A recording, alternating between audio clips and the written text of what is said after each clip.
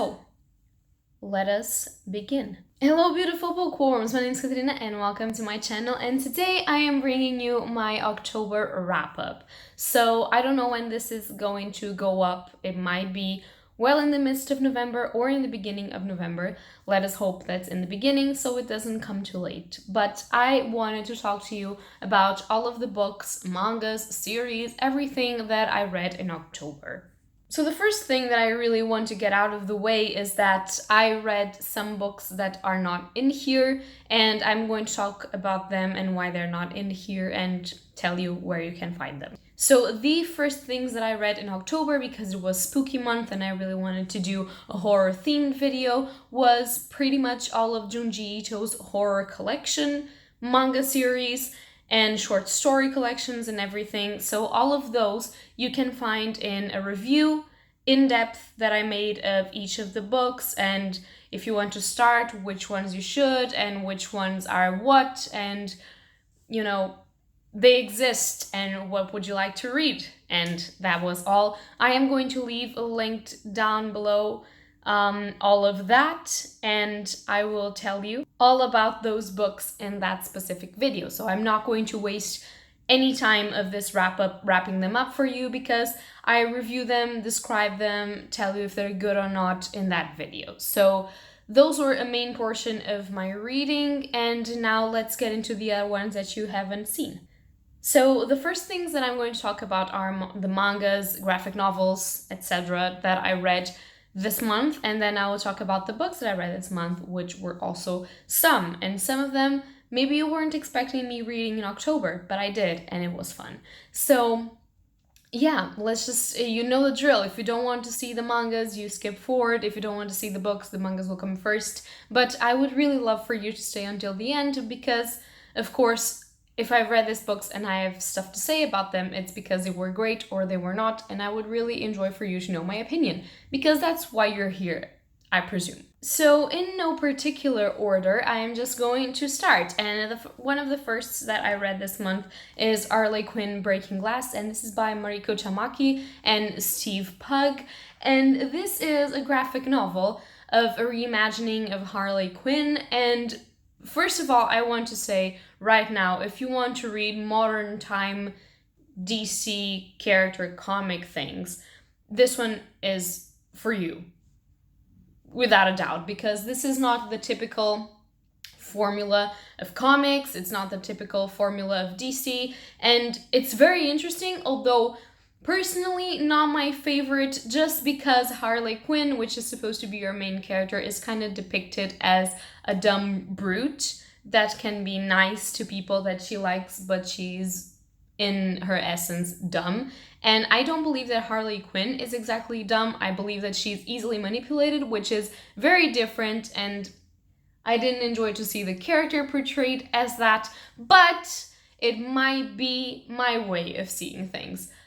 Although I really enjoyed her narrative and the things that she went through, so that is a bonus. This is basically a story of Harley Quinn getting to Gotham, and she is living there, going to school there, and she meets Poison Ivy in school. Poison Ivy is a very peaceful activist. She wants to change things that are happening in Gotham, but she wants to do it properly. And Harley is suffering. She and Poison Ivy and some of her friends and family are suffering from the gentrification of Gotham, from the big companies, the evil people, and things that are actually very prevalent in our modern world today. And so Harley has to make a choice to join Ivy and be a peaceful activist and try to make a difference by marching and doing all of the activism sort of things, or she can join a very strange person called the Joker, who likes to break glasses and use violence to be heard. Two different ways of being heard, and she has to decide who she wants to be and what she wants to join. I have to say that the ending of this was incredibly fun, and I really enjoyed how Harley's character developed to the end of this. The middle of it was interesting, and I do believe that because it has a lot of racial representation and gender representation and minority representation, would be amazing for people to read and to get to know a little bit more of the modern way of comics. But I don't think that it's my personal favorite, and that's all that I have to say on the matter. Then I read a manga that I actually have in Spanish, but I'm not even sure if this is translated in English or not. Probably not, because if it were, I would know, I think. But yeah, if you want to search for this, you might find it. I don't know. But how do I translate this? So the title in Spanish means something like Shino Can't Say Her Own Name. And that's this huge title. And this is by Shuzo Hoshimi. And Shuzo Hoshimi is the mangaka that developed Flowers of Evil and Happiness. Flowers of Evil I haven't read, but I have knowledge of what it is and I've seen it. And Happiness, I do have the entirety of the collection and I absolutely love that manga. This one is a standalone and apparently is based in the experiences of Shuzo Hoshimi himself. I think is a man. I think. Okay, now I'm a little bit confused, but I think it is. Okay, of the author. Because apparently Shuzo Hoshimi suffers from stuttering and our main character suffers from severe stuttering. What happens is that she cannot say her name because in her name there are specific letters that she cannot pronounce without stuttering, and because of that she has a very big social anxiety also developing, but in spite of that, she actually can make a friend, and the whole entirety of the story develops from there. As I said, it's a standalone, it's a perfect manga. I really love the art style of Shuzo Hoshimi. I love how he makes characters, how he makes their expressions. It's just so beautiful how he talks about everything that it is to grow up. And this manga is sort of a metaphor for growing up. It's a metaphor for standing out for yourself and for what you can do and not feeling as a less of a person just because you cannot do the same things that other people can. And I really enjoy this manga. It was very fast to read and I think it's very interesting if you want to read it. Then I read a very common one here in the channel, and that is Tokyo Ghoul Re by Sui Hishida. This is volume 12 of Tokyo Ghoul Re, and as you see there, I have the entirety of the Tokyo Ghoul collection, the originals and the sequel, which is this one. I'm not going to talk a lot about this. If you don't know this, you'll probably already know this. If not, this is about our main character, Ken Kaneki. He is half ghoul, half human, and it's about all of the politics and all of the wars that come with ghouls only being able to eat humans, and humans wanted to defend themselves and eradicate an entirety of a species that is very similar to them. So it sort of plays with the who are exactly the monsters and can't we all live together and what can we do to have a society where we can all coexist. And it sort of has to do with the eradication of species and how humans sometimes are the real monsters and not the monsters themselves. It has amazing action sequences. It is now developing into an interesting romance of our main characters, which, praise the Lord, I was expecting that for a while now.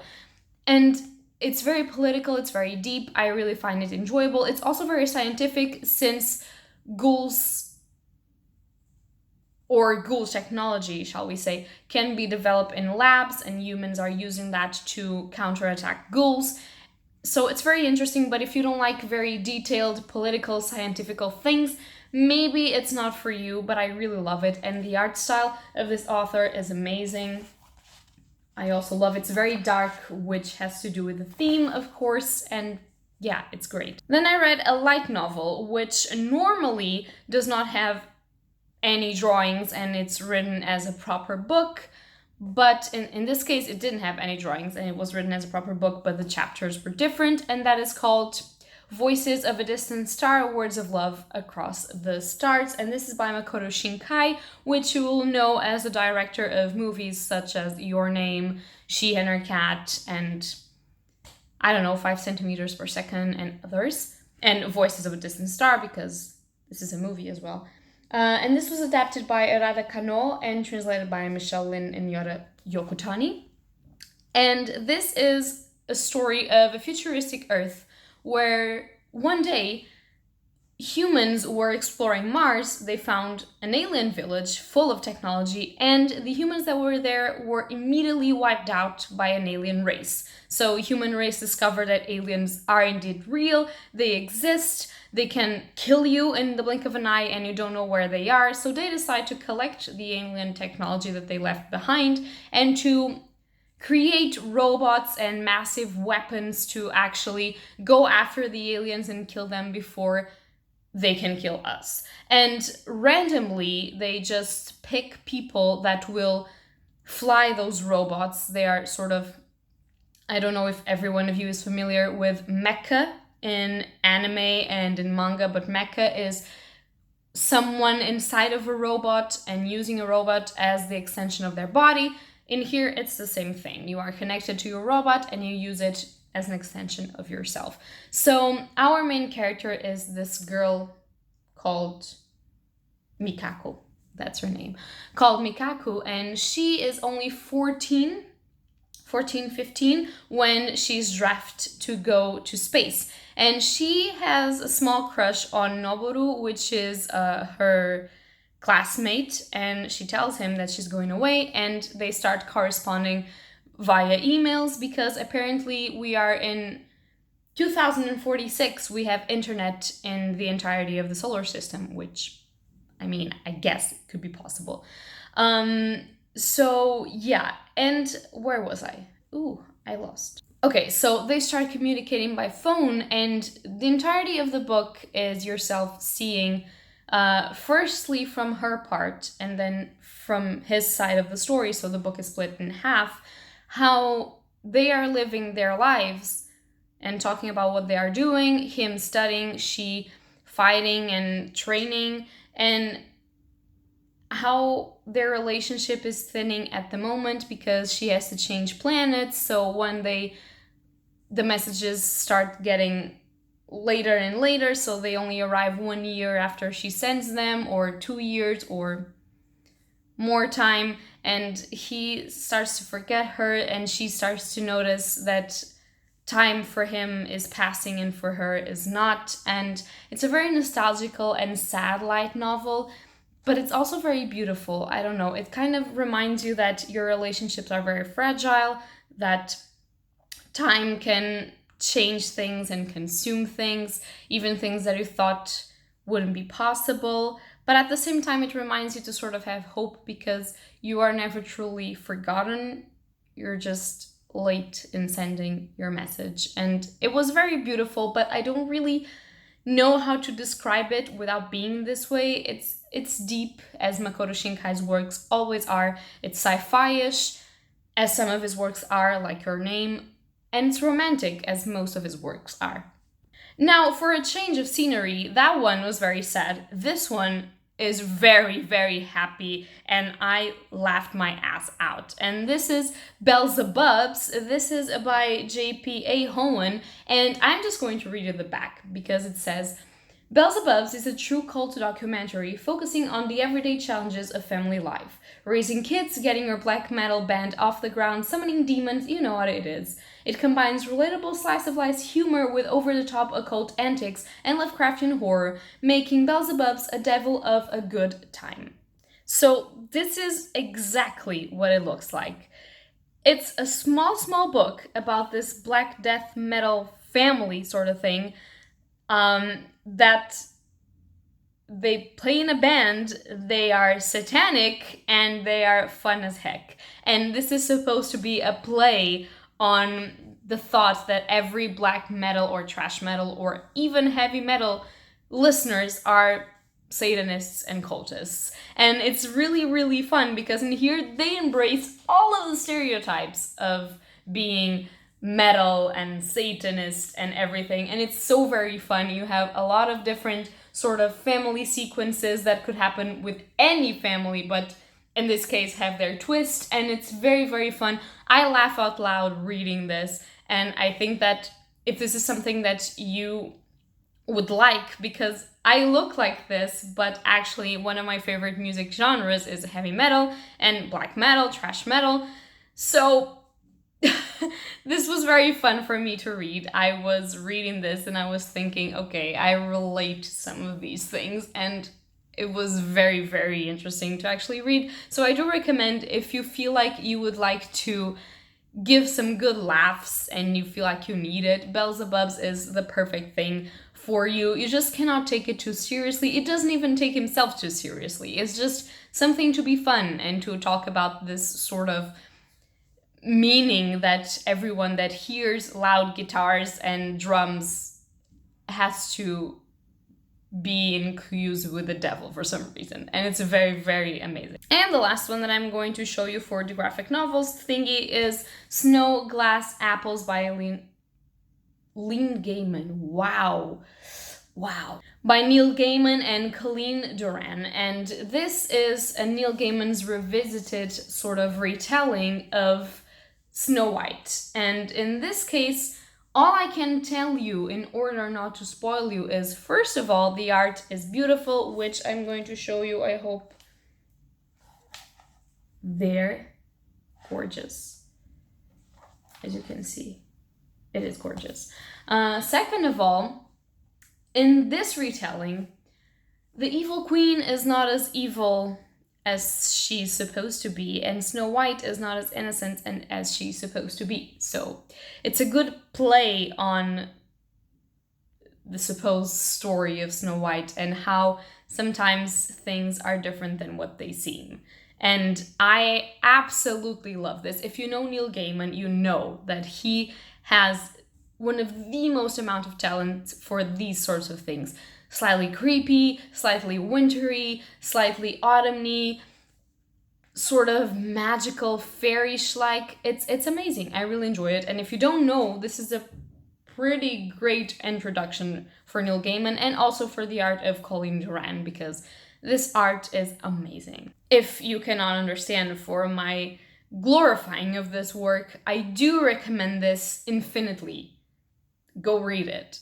It's amazing. And now for the books that I read in October. So the first two are two books that I wasn't thinking about reading in October since it is creepy season, but I did and I really enjoyed it. The first of them is The Funerals of Big Momma. I don't know if this is how we translate this, but this Portuguese copy is translated directly from the Mexican Spanish sort of thing, so it doesn't have the English pronunciation of the title, so I'm just going to translate it for myself.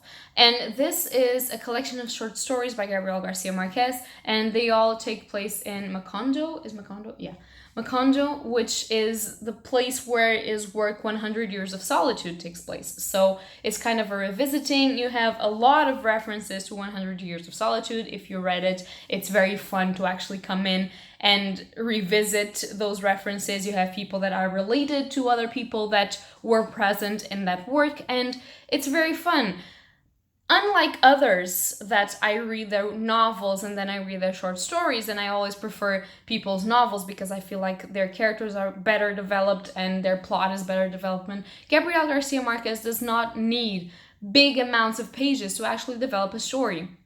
The smaller stories in here have 4 pages, and he can develop them and their characters and their meaning without even blinking an eye. And I find that supreme. And if you like magical realism, or if you don't know what that is and you want to discover, Gabriel Garcia Marquez is indeed someone that you should read in order to figure out what it is and to fall in love with magical realism and with the portrayal of the world as it still is in our modern day, although this wasn't written in our days. Needless to say, I love it, as I love all of his works that I've read so far. Then another one that is translated directly from Spanish, so I don't really know how the title can be presented in English, but I'm going to give it a shot. This is a classic one, and it's called The Milenge, and this is by Laura Esquivel. And this is a story of this girl. She's a Aztecan, and she is sold to Cortez when he's invading in order to conquer nations, and she works for him as a translator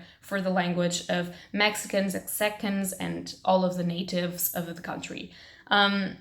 It's about her relationship with the earth, with the elements, about the beliefs of her people, and the beliefs of the people that are invading them and how her relationship with Cortez changed who she is, but at the same time did not change her core beliefs. And although it is a very short book and it's not by any means a fantasy story or a very deep and incredible thing, it's a very interesting book. I really enjoyed seeing all of this historical fiction sort of put together in a classical book in a way that she can actually make you understand what she means by everything, the land.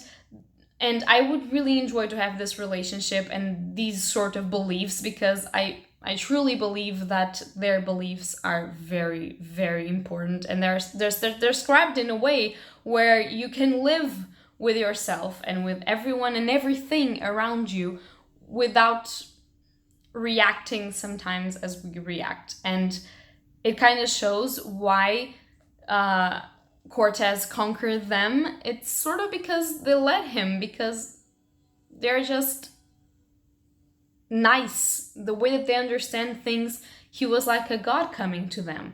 And so it was easy to let him do stuff that normally you wouldn't let people do. And it's very interesting to see the differences of beliefs between people. And I found that very interesting. Then more into the creepy stuff, but not as creepy, I read one of my first biographies, actually, and that is Poe, An Abbreviated Life by Peter Ackroyd. And this is what it seems. It's a biography of Edgar Allan Poe written by Peter Ackroyd, and it's basically about how he was born, how he lived, how he died, and how he wrote The Raven and all of his tales of horror and amazingness. And yeah, and I thought if I'm going to read a biography, it might as well be Poe, because I have a lot of his works, a lot of beautiful editions of his short stories, poems, everything. So I love Poe. We know it. Why don't read a biography? And I really enjoyed it, although some of the things here written sounded like the author was kind of talking about them just because he thought things should be like that. I don't see a lot of proof that some of these things happened, but I hope that that's me just seeing the worst in people and that actually wasn't invented. But some of the things apparently are well documented, so I don't know, take it with a grain of salt. It was fun, I enjoyed reading it. I also read a Portuguese poetry collection actually, which I'm not going to talk a lot about it because I didn't really enjoy it, and that is called Three Seas by José Luís Outono. And I have to say, some of the works in here, I enjoyed some of the phrases, some of the things that he was trying to convey with his writing, but the verses put together and the things that he said in his topics were not my thing. I just thought that he looks like he was writing things just to be quotable and not because there was really a feeling there. Maybe I'm just being too hard on poetry, because I am hard on poetry. If poetry is good, it has to make me feel something, and this wasn't the case for this book, so I'm not going to talk a lot about that. I don't really recommend it, but some of the things here were nice to read, so if you want to, when you like poetry, maybe give it a shot. I don't know, I really didn't. Then we've got our creepy sort of things. First of all, we have Into the Water by Paula Hawkins. This is the same author that wrote The Girl on the Train, and we all know the success that was, and I'm a little bit late to the party. I only watched that movie, I have not read that book, so I decided to try and read her. And I had low expectations on this, but I really, really enjoyed this book, and it had a plot twist that I thought I had figured out, and then in the ending, when I was like, yeah, bitch, I figured it out, it slapped me in the fucking face, and I discovered that I actually hadn't figured it out, or had I? Or I hadn't. I don't know. So, to summarize, this is basically the story of this girl. She, one day the police calls and says, your sister was found in the, well, this is sort of a lake, sort of puddle, very deep. Your sister was found there and she is dead, and supposedly you think that she jumped, or did she? I mean, you never know until past the half point of the book if it was a murder, if it was a suicide, because that pool is a place where people go to kill themselves or where people go to relieve themselves of nuances. So you never know, and that's very fun. It's a small village sort of type of story where everyone knows everyone, and there's a lot of scheming in the back, and everyone could be guilty. There was this part where I was actually thinking like, okay, everyone has the potential to actually murder this woman, so what the fuck? And sometimes it goes fast forward with something that happened between the sisters, and it's very fun to read. I thought it was a cool thriller. If you like it, if you like the genre, I really think that you should give it a shot. It was the hit thriller of 2016, 17 summer, I don't know, but it was. So it's cool. I enjoyed it. I've enjoyed more thrillers but I really think that this one is great, and I really liked how it slapped me in the face. Then we have The Chalkman by C.G. Tudor. I was very excited to read this book, and it paid off.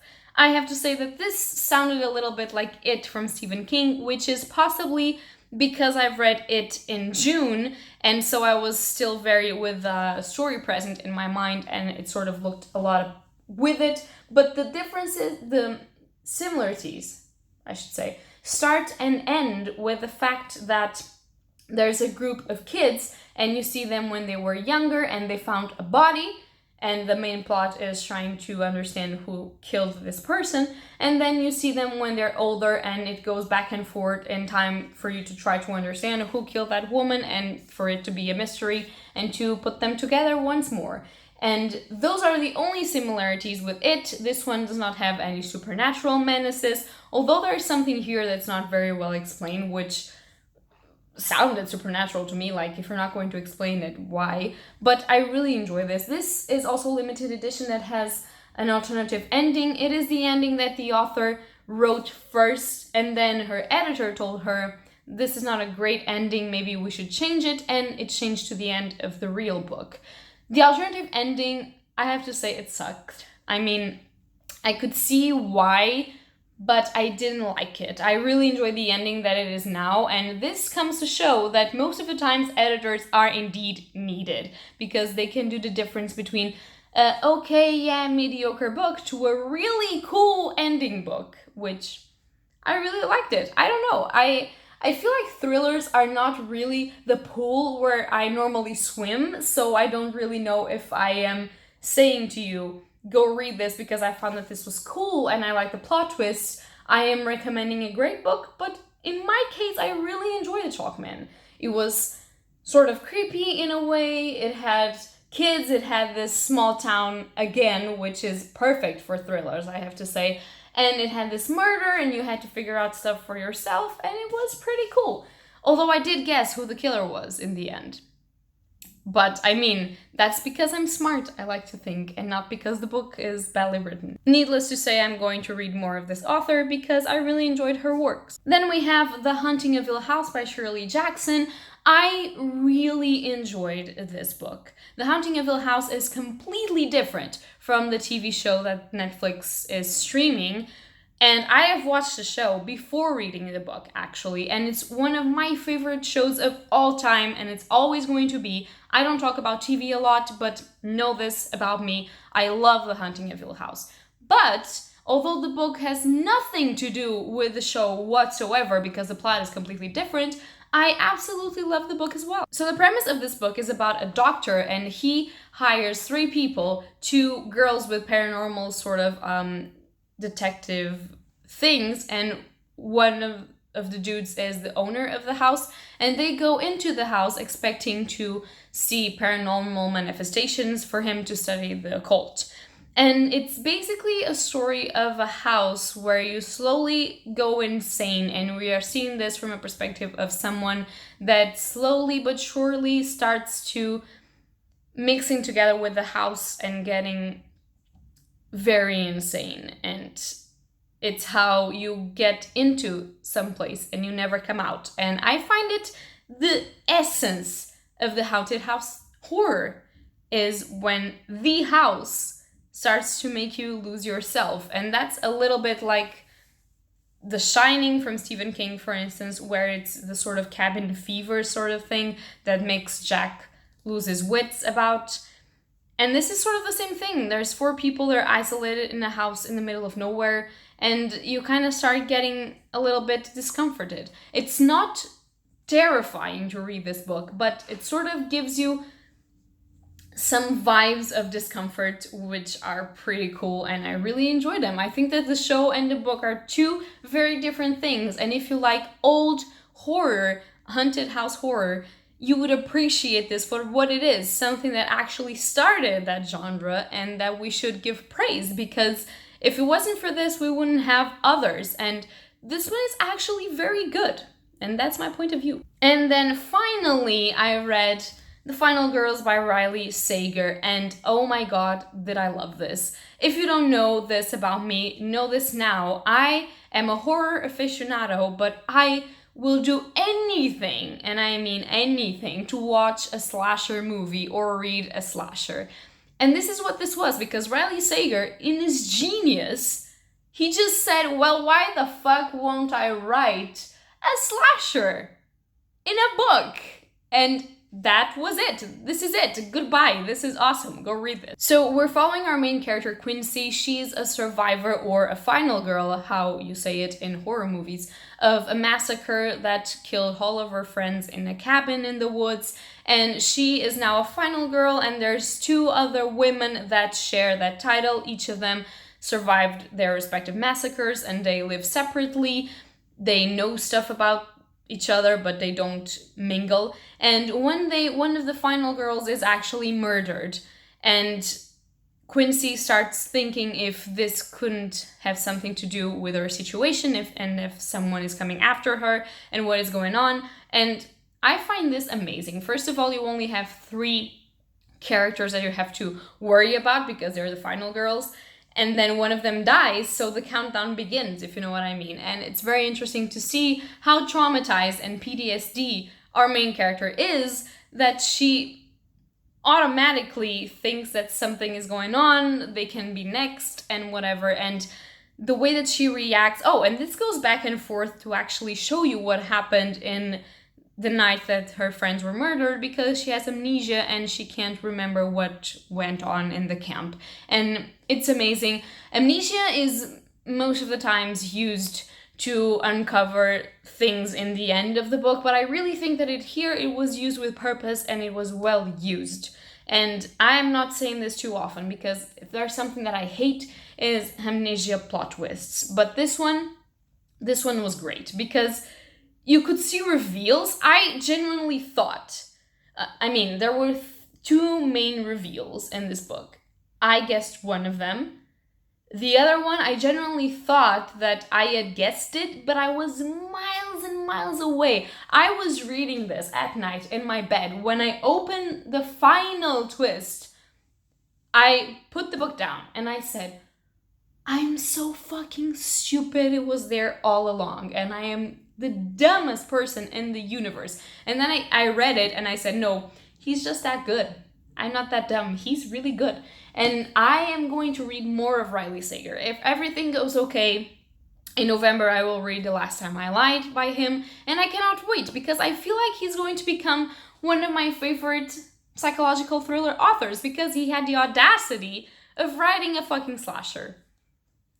If you do that, you already know you're great. So yeah, that's going to be it for my wrap up. If you guys know any of these books, or want to read them, or have read them and want to talk about them, just leave something in the comments down below. I love to talk to you about the books that you want to read or read. So that's going to be all for today. If you like this, I was going to say if you like this book. Jesus. If you like this video, please like or subscribe, and happy readings to you all. Bye!